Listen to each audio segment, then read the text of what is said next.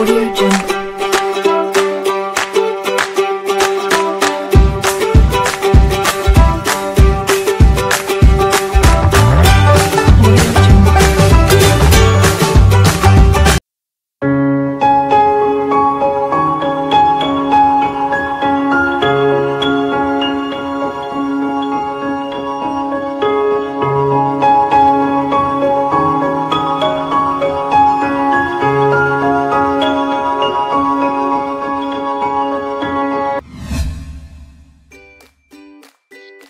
Hi friends, boss travel book YouTube ಚಾನಲ್ಗೆ ಹಾರ್ದಿಕ ಸ್ವಾಗತ.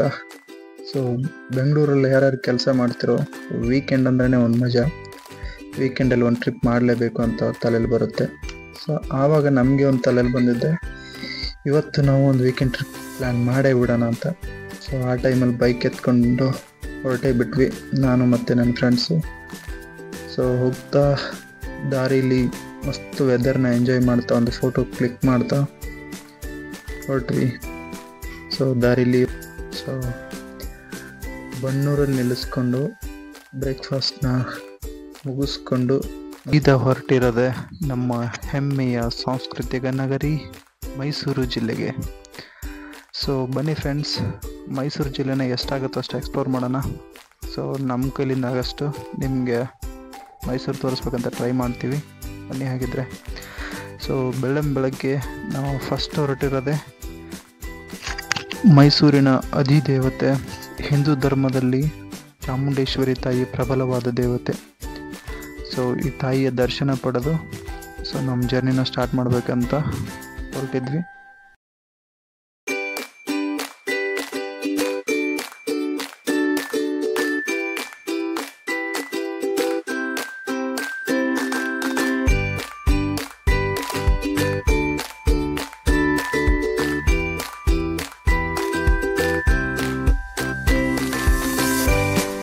ಚಾಮುಂಡಿ ದೇವಿಯ ಹೆಸರಿನಿಂದ ಕರೆಯಲ್ಪಡುವ ಚಾಮುಂಡೇಶ್ವರಿ ದೇವಾಲಯವು ಈ ಬೆಟ್ಟದ ಮೇಲೆ ಕುಳಿತಿದೆ. ಈ ಬೆಟ್ಟವು ಅದರ ಶಿಖರಕ್ಕೆ ಹೋಗಲು 1008 ಪ್ರಾಚೀನ ಕಲ್ಲಿನ ಮೆಟ್ಟಿಲುಗಳನ್ನು ಹೊಂದಿದೆ. ಶಿಖರಕ್ಕೆ ಸರಿಸುಮಾರು ಅರ್ಧದಷ್ಟು ದೂರದಲ್ಲಿರುವ ಶಿವನ ವಾಹನ ನಂದಿಯ ಪ್ರತಿಮೆ ಇದೆ.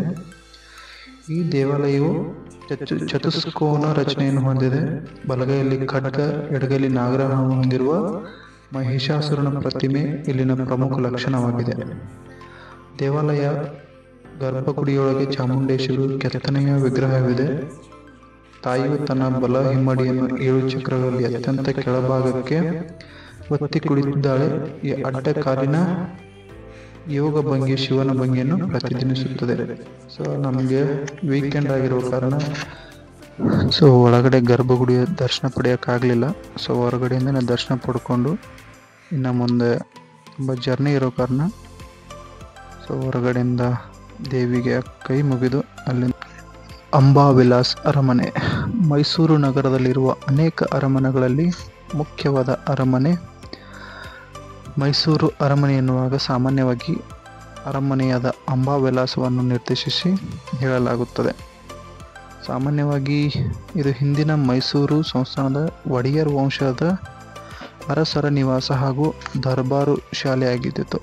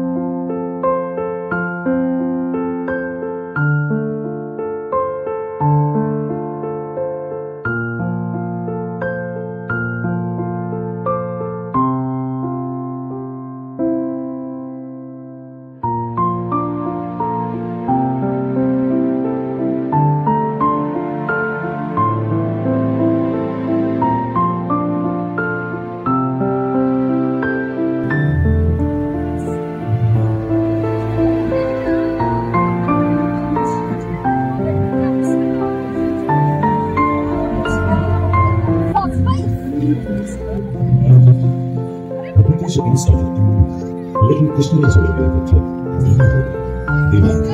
Was to go see the new cooking station. the wives of the kings of the land. And in this place was suitable for residency. It was a five-story structure with exquisite elements of ancient Krishnamacharya was the epitome. He was a progeny.